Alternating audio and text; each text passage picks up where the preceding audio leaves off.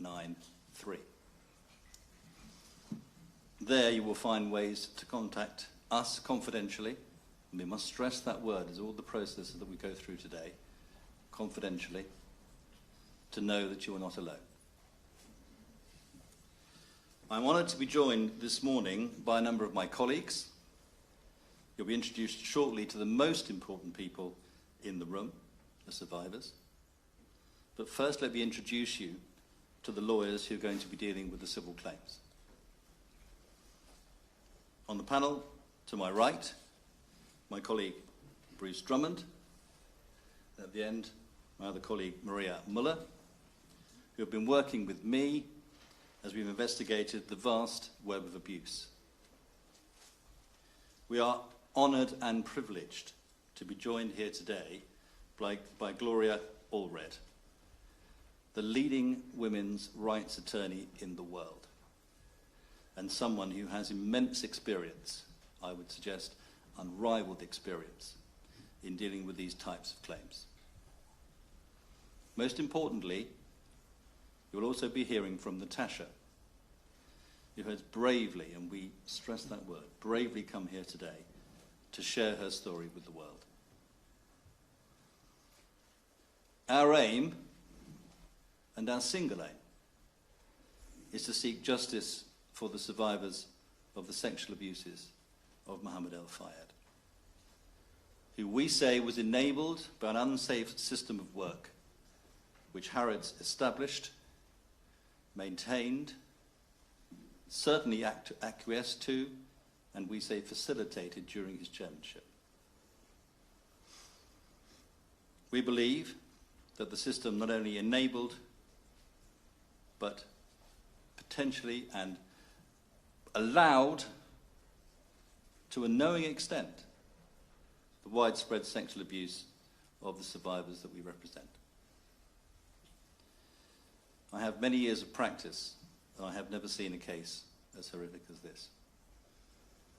This case combines some of the most horrific elements of the cases involving Jimmy Savile, Jeffrey Epstein, and Harvey Weinstein. Savile because, in this case, as in that, the institution, we say, knew about the behaviour. Epstein, because in that case, as in this, there was a procurement system in place to source the women and girls, as you know, there are some very young victims of this, for abuse.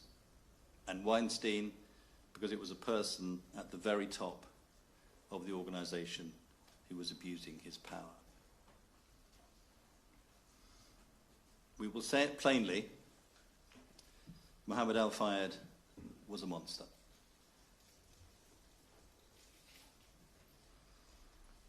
He was a monster.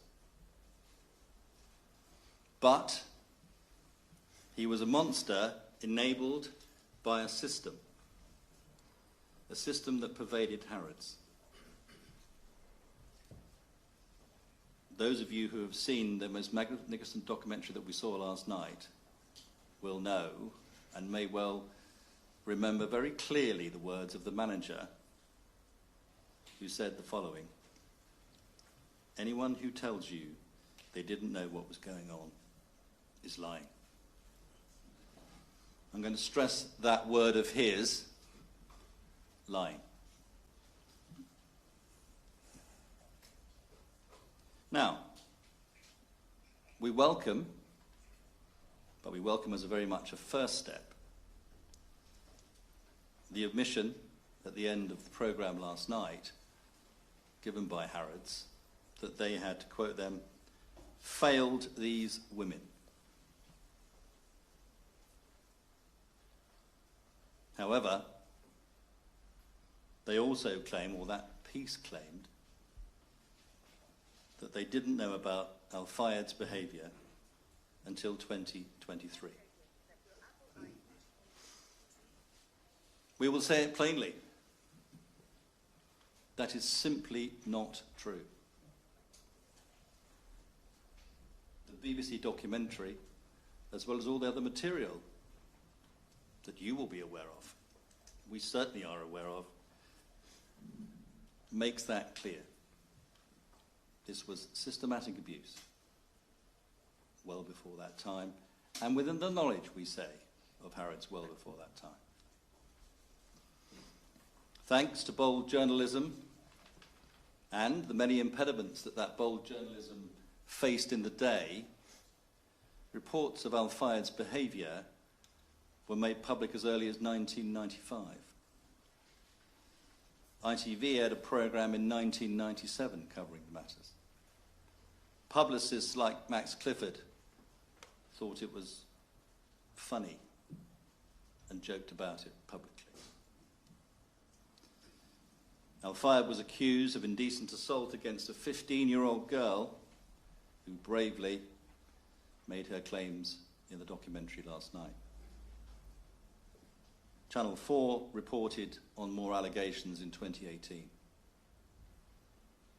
We say beyond peradventure that those who controlled Harrods knew of Mohamed Al-Fayed's inappropriate behaviour.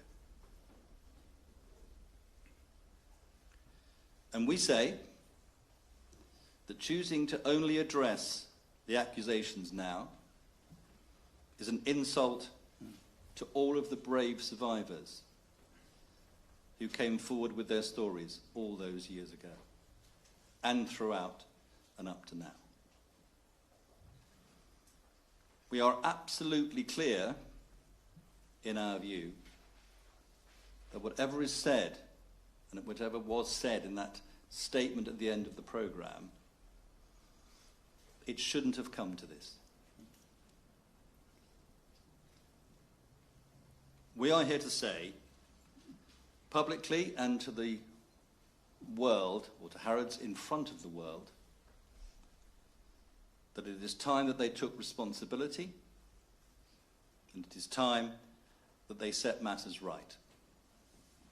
And that is something they should do as soon as possible. They need to face up, to accept the responsibility that they have full culpability for the abuse that these women suffered. Today, we are going to set out our claim and how our claim shows an abject failure of corporate responsibility, and I would invite you to underline those words, an abject failure of corporate responsibility and a failure to provide a safe system of work. It's my pleasure then to introduce next my colleague, Barrister Bruce Drummond. Thank you, Dean. I mean, wow, simply wow. I've worked on this case now for over a year, talking to some of these amazing ladies, and to see them all sitting here today is just incredible. Well done, all of you. I would also like to echo what my colleague Dean has said in saying that this is one of the worst cases of corporate sexual exploitation that certainly I, and perhaps the world, has ever seen. It was absolutely horrific. And I cannot stress that word enough. It was horrific. It's horrific because the acts carried out against these young women and girls, and I say girls because most of them were only 19 to 24 at the time, and some were as young as 15 and 16. It's horrific because the system, and it was a system, that procured them was enabling the abuse of these young women. And it's horrific because the effects that this sexual abuse and of Harrods' institutional betrayal have had on our clients. These effects have lasted years, and in some instances for decades, and even continue to this day. And you must remember that when you're looking at this type of case, that it's not just something that happens and then goes away or they get over. This has life-changing and lifelong effects on these dear ladies. Some of the survivors even ended up in psychiatric care. Some have been able to have intimate relationships. Some continue to suffer from nightmares, depression, and anxiety. So we're here today to say to the world that this was not right. This should never have happened. And Harrods must accept responsibility for the damage these women have suffered. I would also like to say a huge thank you to Keaton Stone, who's with us today, for all his investigative work. To the BBC, who've been amazing, and most importantly, to the survivors, for allowing me to be part of a team to represent them. As you saw in the documentary, Keaton has worked tirelessly to deliver some sort of justice for these women. Keaton, buddy, you're a legend. We wouldn't be here without you.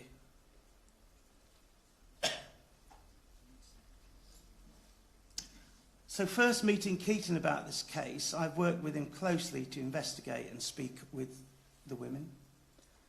From first speaking to one of the survivors and after hearing the story, my heart sank and my blood boiled, quite frankly. I told myself I would do everything I could to bring justice and accountability for all the survivors who've been left at the hands of a monster like Al-Fayed. Realising the significance of the case that I was about to embark upon, I approached Dean, highly respected QC, and importantly has had a wealth of experience in dealing with horrible cases. And then Maria, who's been amazing. We needed a team to take on this monstrous system. To then extend that to say we would very welcome the input of one of the world's leading, well, probably the world's leading female rights lawyer in the world, who is amongst the top advocate for women's rights that I've ever come across.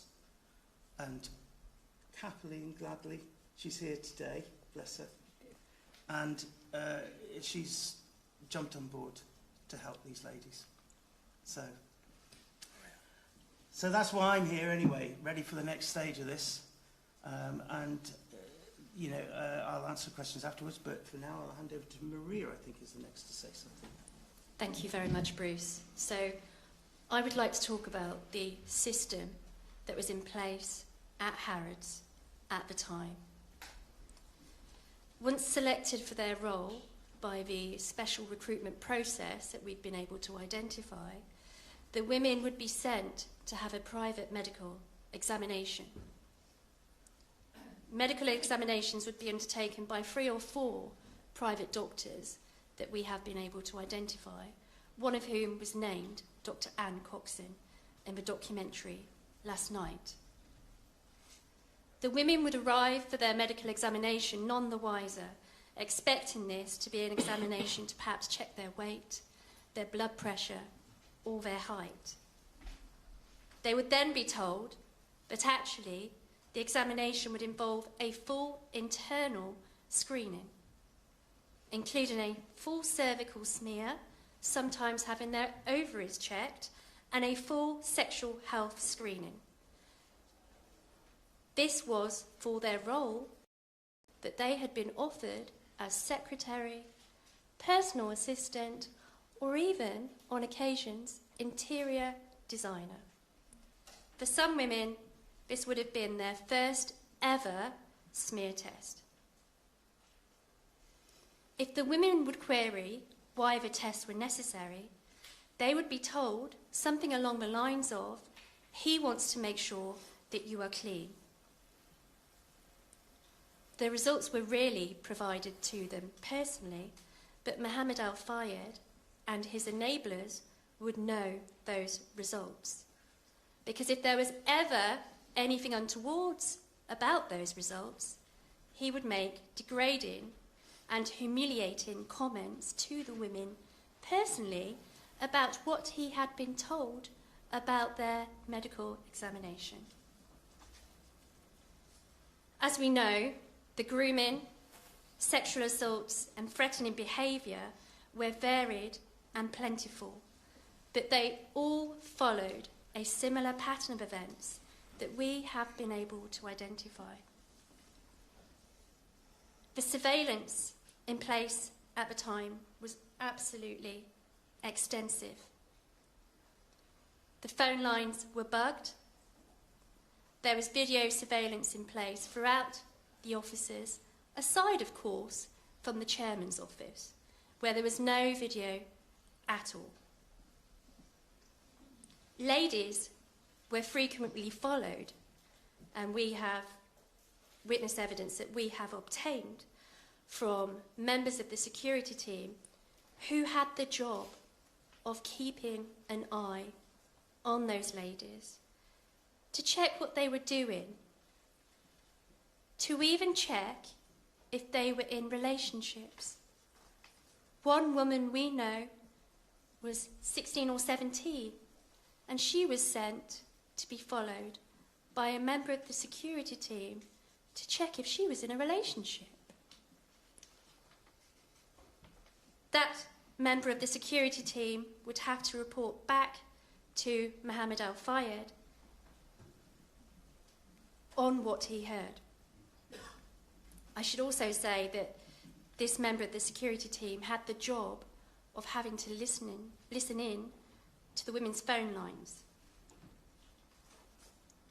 If there were any conversations that he heard that sounded untoward, or if the women dared to speak negatively on those phone lines about Mohamed Al-Fayed, he would need to report that back. He recalls hearing the women often having to speak in some kind of code.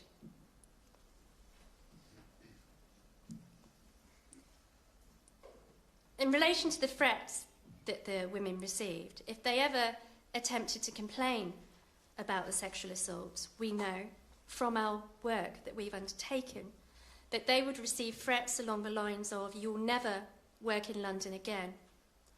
I know where you and your family live." Often, they would be demoted, and false allegations would be made about them, so that they had no choice at all but to leave Harrods. The threat of involving the police would also be made by the security team, and on occasion, from our investigations, we know that this would be followed through. One woman that we represent was sexually assaulted, and she had the bravery and courage to raise this in a formal written complaint to Harrods. On the same day of making this written complaint, the head of security, John McNamara, contacted her and said, "You are a girl alone in London. Someone could jump out the bushes at you, or you could have a sudden accident.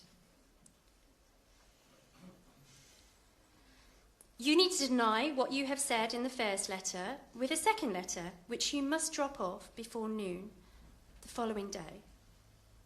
She, of course, did what she was told because she was absolutely petrified. Another woman who we represent wished to resign because of the sexual assaults and degrading behaviour. She tried to resign to get away from it. She was called into the office by the head of security, who told her that she had been disloyal to the chairman and that she had to leave immediately. If she ever dared talk to the press or revealed any information about the chairman, she was told in explicit terms that there would be serious consequences. Once this woman did leave, she was subjected to threats over the phone from the head of security and became very ill and suicidal. She was admitted into a psychiatric unit for 6 months of her life. She was unable, after that experience, to form any proper relationships with any other man, and lost out on the opportunity to have her own family as a result of all of this. I cannot emphasize enough that how many of the women that we represent have told me personally things that they haven't been able to share with another soul. Some women have hung on to confidential documents that they could use, if forced to do so, as a security blanket in case Mohamed Al-Fayed or any of his associates ever tried to come after them. One woman said to me, "That was the fear he drove in you, Maria." I would also like to say this. I know that some women that we represent were too afraid to come to this press conference today. I would like them to know that we are all thinking about them.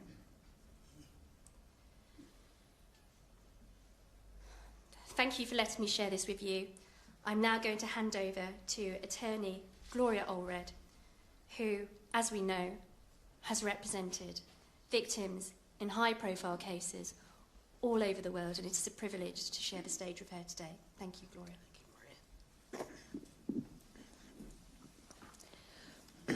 My name is Gloria Allred, and I'm an attorney from the United States.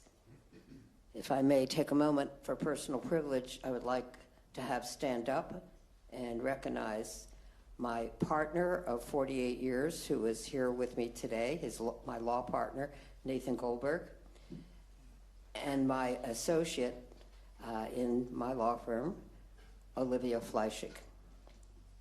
Thank you. I've been representing victims for the past 48 years, including victims of Jeffrey Epstein, Harvey Weinstein, R. Kelly, and now victims of Sean Diddy Combs, to name just a few.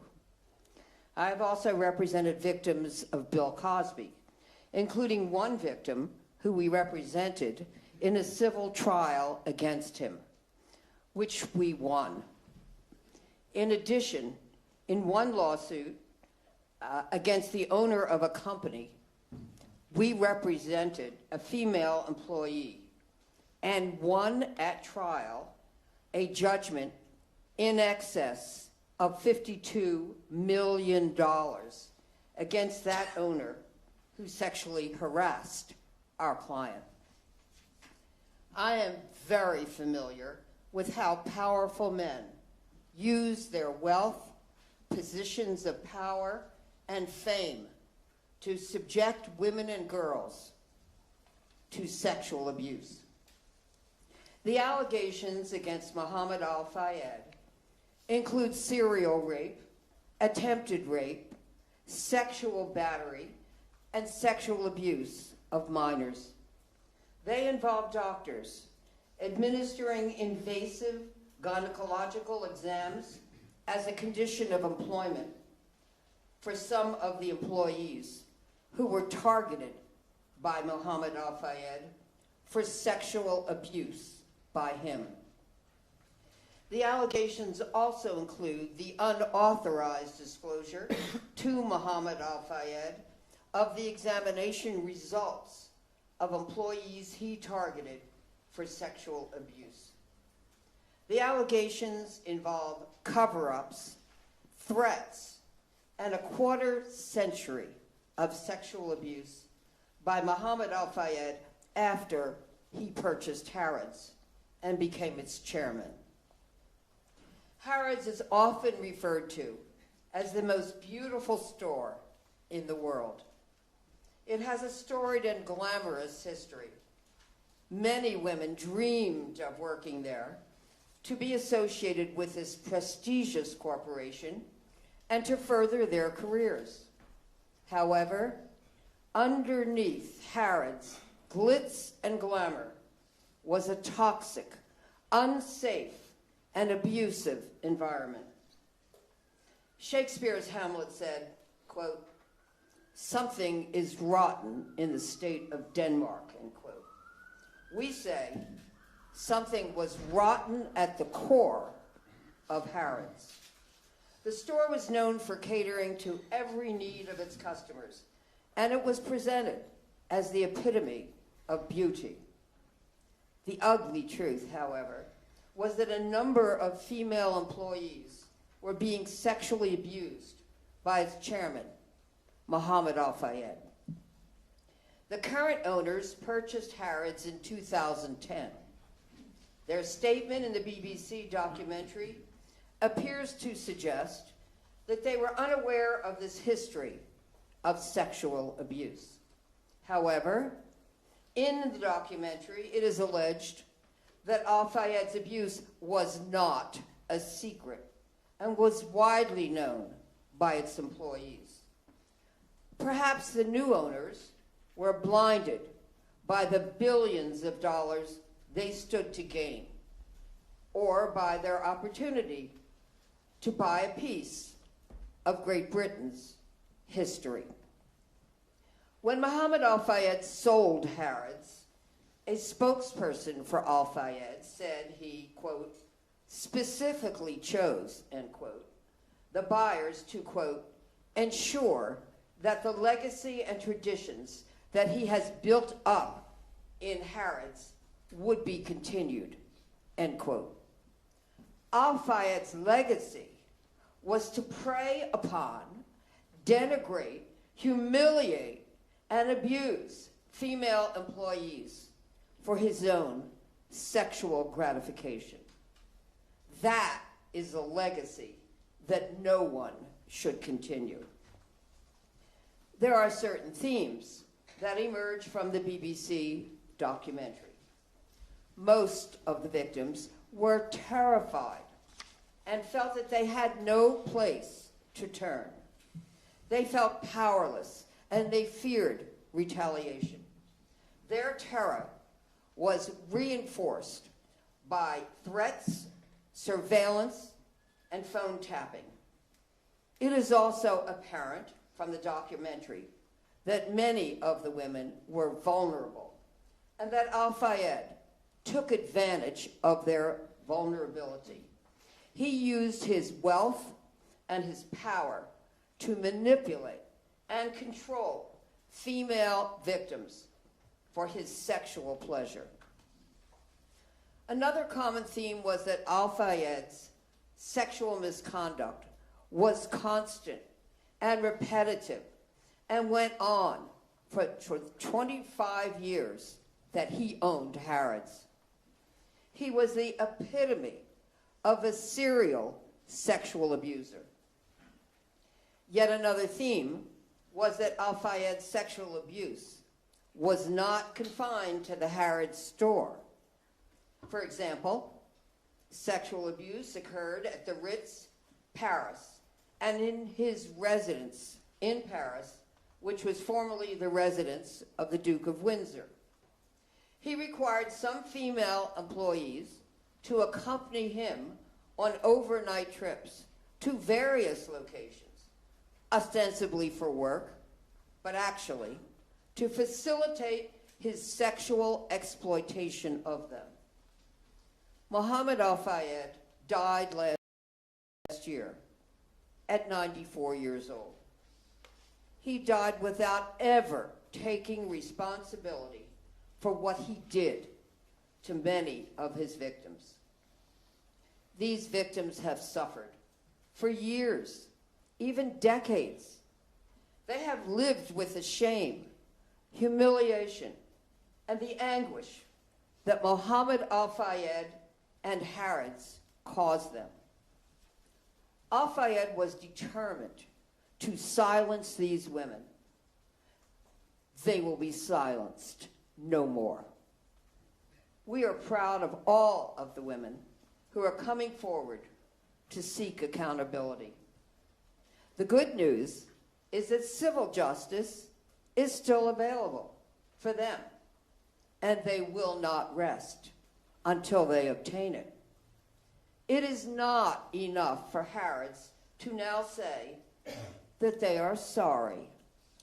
It is not enough to acknowledge that Harrods failed these women. Justice demands that the victims receive meaningful accountability for what they have suffered. We are glad that the new owners of Harrods have acknowledged that Harrods failed those who were victimized there, and that they are, quote, determined to do the right thing as an organization, end quote. We believe in deeds, not words.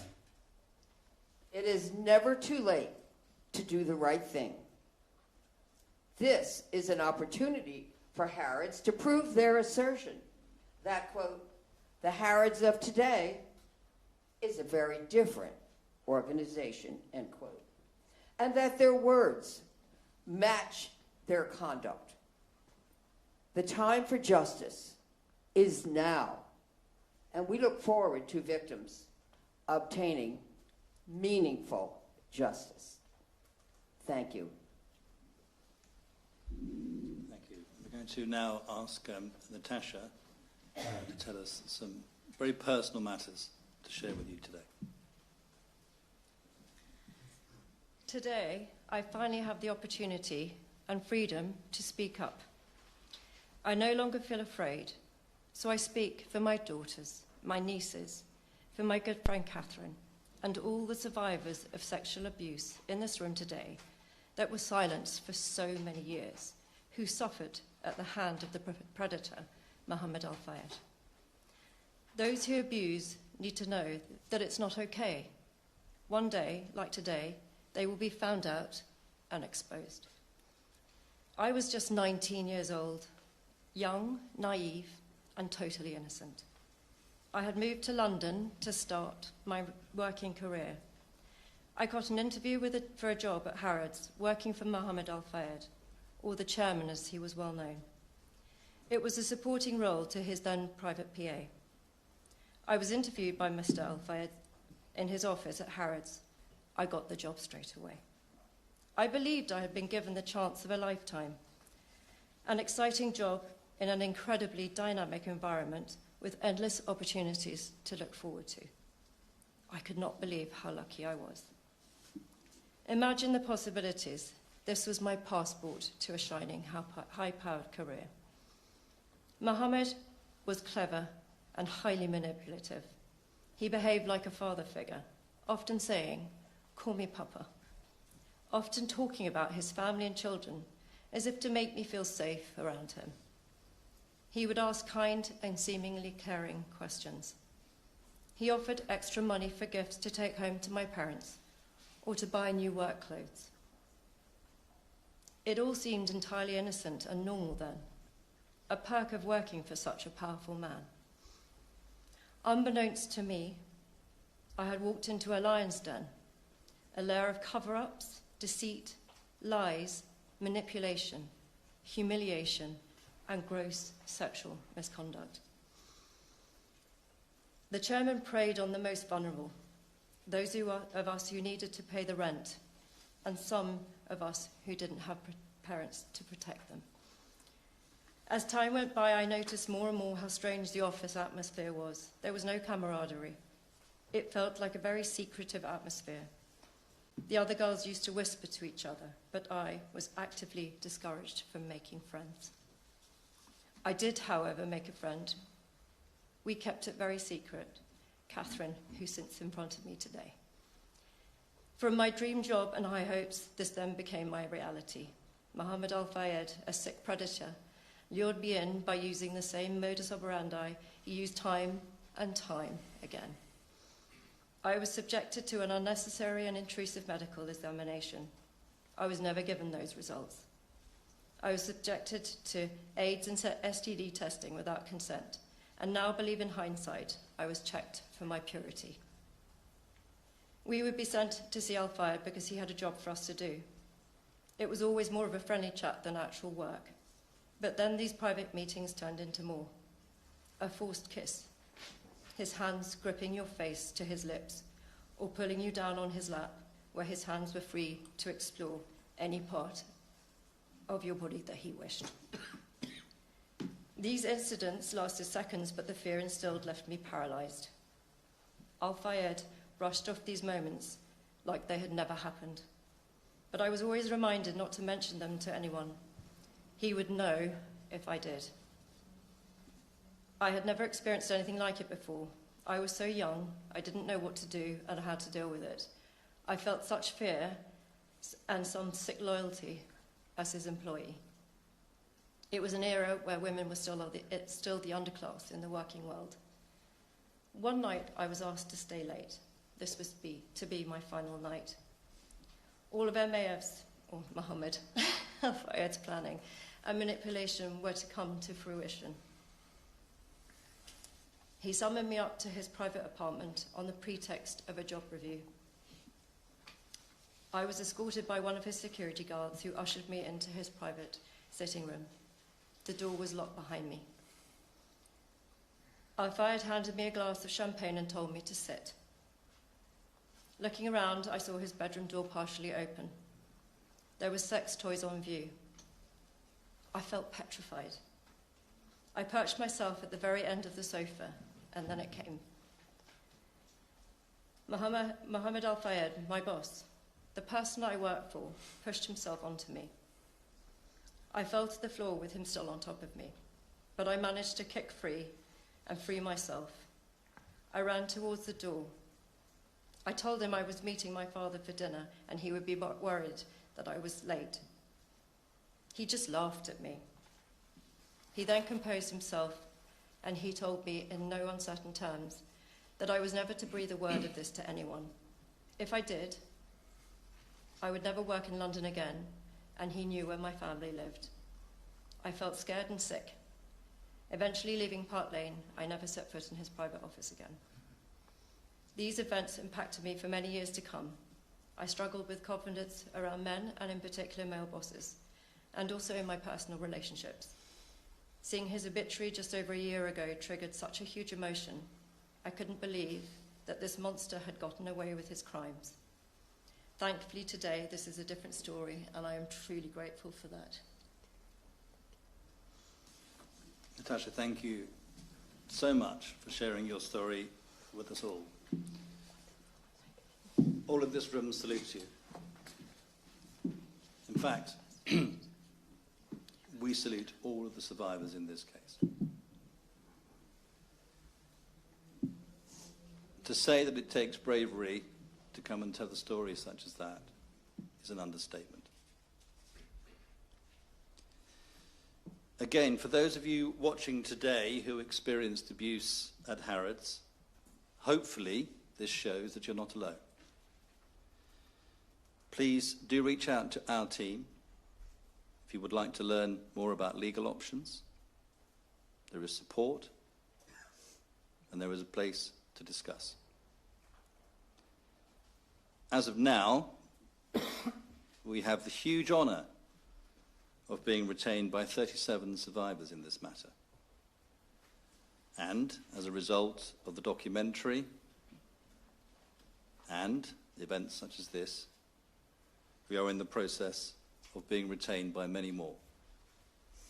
We are very proud to be so. It is important that we stress this. We are representing each person as an individual. Every person's experience and the effect on every person, every survivor, is different. And we promise that we will treat them all with the individualized attention and dignity that they deserve.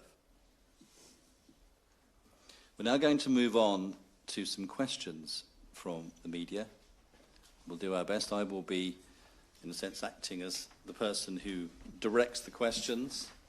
And if we may, it would obviously help that we have as many people asking questions as possible as opposed to someone asking lots and lots of questions. If you have a roaming mic, please put your hand up. We'll bring the mic to you. Again, we can limit to one question, one follow-up, so we can move as quickly as we can. Please state your outlet and name, please. Hi, I'm Danielle Hamamjan, NBC News. Thank you, Natasha. My first question, first of all, to the women who've signed NDAs, what is your message to them? Has the documentary laid out the most serious allegations, or based on your conversations with the victims, have we yet to hear the worst of it? And as you mentioned, in the case of Jeffrey Epstein, Harvey Weinstein, there were facilitators, as is the case here. Are they liable for prosecution? And do you know of any of those individuals potentially still working at Harrods today? So we'll break down your three questions. I'll deal with the first one, which is the NDAs. Maria, would you deal with the second one? And Gloria, would you like to deal with the last one? The Epstein one? No. Right. In terms of the NDAs, I was quoted last night on the documentary as saying that it should never be the case, and I am not of the view that it's the law, that the law should protect those who engage and indulge in criminal activities. And it's very, very important to remember the circumstances in which those NDAs and some settlements were given.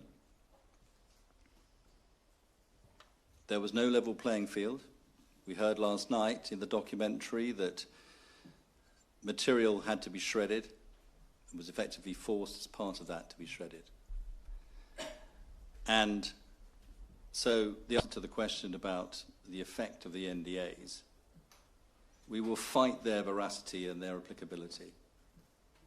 We are very confident that those NDAs will not preclude us from getting justice from these women.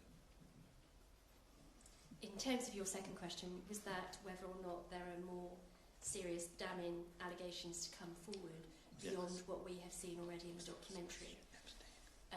Yes, unfortunately so. From the numerous women that we represent, we have a number of more serious allegations that have been made. Also, that don't just concern Mohamed Al-Fayed, but we're not able to go into any further about that now. But yes, this was certainly a system that was in place at the very heart of the company. Can you tell us what those allegations are? The worst sexual assaults that you can imagine.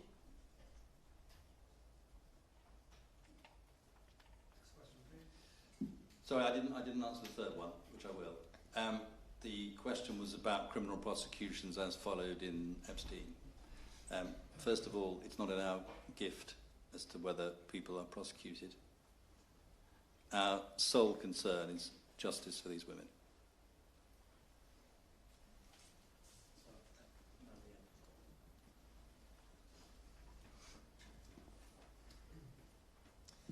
Hi, Simon Viger from 5 News. One question for Dean Armstrong, please, and one for Gloria Allred. For Mr. Armstrong, you say you're pursuing Harrods. Can you explain why you're not also pursuing the estate, the Fayed estate? And for Gloria Allred, we've heard comparisons with Epstein, Weinstein, Savile. How do you think this case compares? Shall I take the first one, or would you like to take the first one? Do you want to answer first, or do you want me to? The question about Weinstein? Yes.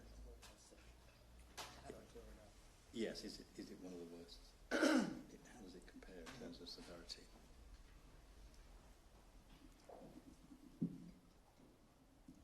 I don't like to compare sexual predators one to another, and he was a sexual predator, Mohamed Al-Fayed. Many of them that I have dealt with were the worst. And this is also the worst. I mean, so for example, Jeffrey Epstein, had a method, had a plan, executed the plan, and chose vulnerable victims. underage girls and adults as well. He sex trafficked them and was prosecuted for sex trafficking underage girls, among other charges against him.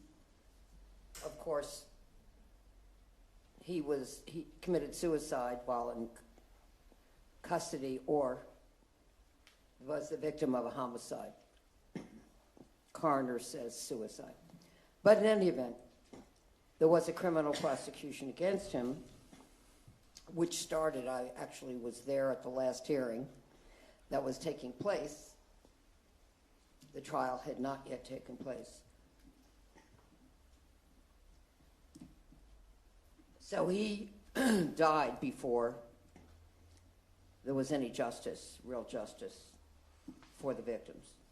I will say after his death, we did represent a number of victims, actually our 20 victims, and was able to get meaningful accountability for them in the civil process without a lawsuit. And again, our victims in that case were very, very courageous. And many would have been willing to testify at trial. In the case of Mohamed Al-Fayed, he's also no longer alive to be prosecuted for his crimes against women. I might add that these victims were also placed by Mohamed Al-Fayed in a no-win situation. Excuse me. These were not just strangers to him. These were victims in an employment situation. He had all the power. They had none. And they were in a no-win situation. Do they say no and lose their job? Do they say yes and suffer the consequences of being raped or sexually assaulted, sexually abused, victimized?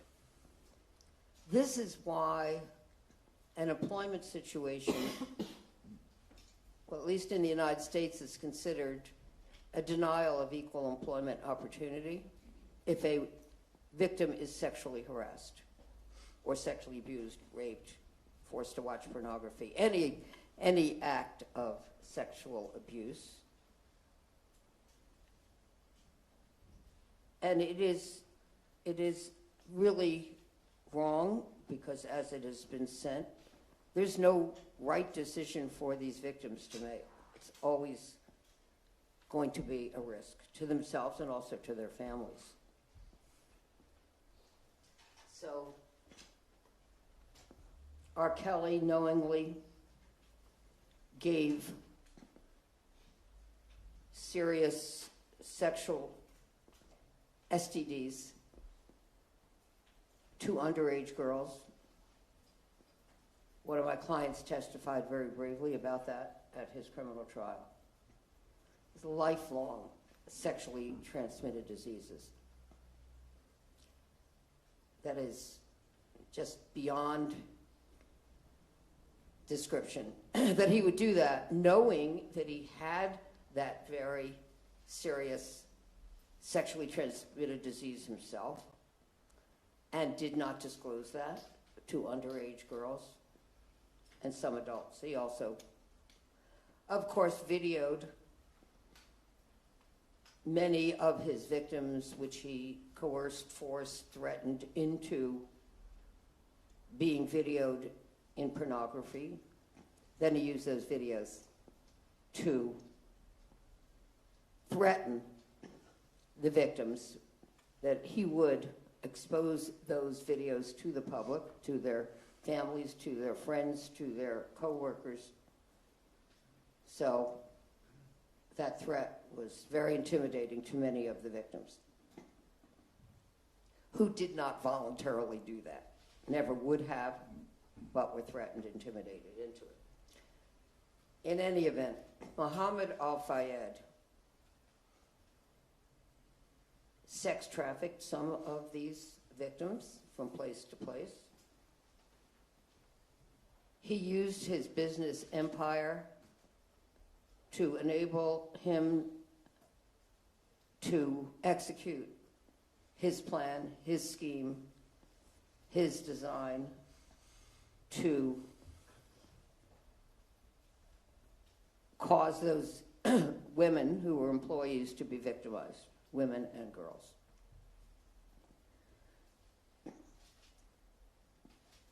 Should he be prosecuted? Can he be prosecuted? I will not opine on British law because I'm not licensed in Great Britain. Having said that, we have wonderful barristers here, very experienced ones who could say that. We think that the focus should be on winning accountability. And we think our victims who are here today and others who are not here today deserve accountability in the civil justice system. I will just say, sometimes the prosecution of a criminal case can interfere with a civil claim being able to move forward. And we say in the United States, justice delayed is justice denied. And it's been denied to these victims long enough. It's just my opinion. No, I think is I just want to deal with the second question. I hope the answer to the It is question. absolutely. Can I deal with the second part of your question, the question directed to me? Thank you, Gloria. And just to put a gloss as a experienced criminal barrister as well, yes, these were crimes. So had he been alive, he would have been prosecuted, or ought to have been, perhaps, prosecuted. In any event, can I just deal, Simon, with your two aspects? You asked 2 points about it. First of all, why are we not pursuing, I think was your question, other parties? Can I say it is certainly not the case that we are not pursuing other parties.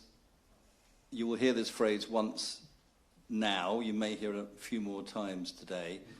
We are not ruling anything out. Why the focus on Harrods? I'll tell you the focus on Harrods and the reason for that. This was systematic trafficking of women for sexual gratification. That system began with a selection process where women of similar age, look, were selected.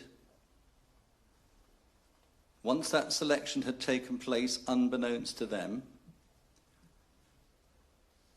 intrusive medical examinations were undertaken in order to ensure their, let's use this dreadful phrase, suitability. They would then be put into a vulnerable position where they would be isolated, called up to the chairman's office or his private quarters, where despicable acts would take place. And then there would be the cover-up. You will lose your job if you speak to anyone about this. Or you're someone alone and people jump out at you. This is and was a systematic failure of corporate responsibility. And that systematic failure is on the shoulders of Harrods.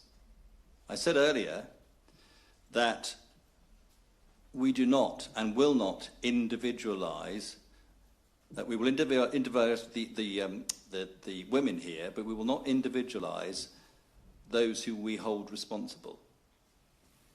We are not going to get into a situation where there's any room for anyone to seek to avoid responsibility by saying it was their fault or it was their fault. So we pursue Harrods and we focus on Harrods at this stage because of the collective corporate responsibility and the vicarious liability that these acts and the evidence that we have come across shows clearly. There is a pattern beyond peradventure in this. These are not accidents. These are not unconnected matters. The documentary, if I may say so, showed that beyond peradventure. So we're ruling nothing out, but we have a specific laser focus for justice for these women. Hi there, Elliot from ITV News. Are you aware or have you become aware of any employee survivors at Al-Fayed's other businesses or ventures like Fulham Football Club? Could I ask, Mary, would you like to deal with that? Yes, we are aware of allegations that have been made at other places of work. We represent also women who were employed by the RIPS. We don't at this stage represent any women who, for instance, sustained attacks at Fulham Football Club, but our investigations are obviously ongoing into all these entities that he had an involvement in, because our investigations so far have revealed that the number of women involved in this, simply from Harrods, has been startling. So it's highly unlikely that there are not victims out there from these other places of work. Wherever he went, there will be victims.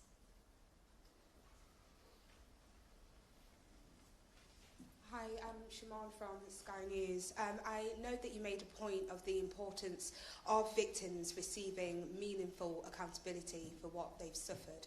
Do you mind just explaining what you mean by this? If it was my phrase, I'm happy to deal with that.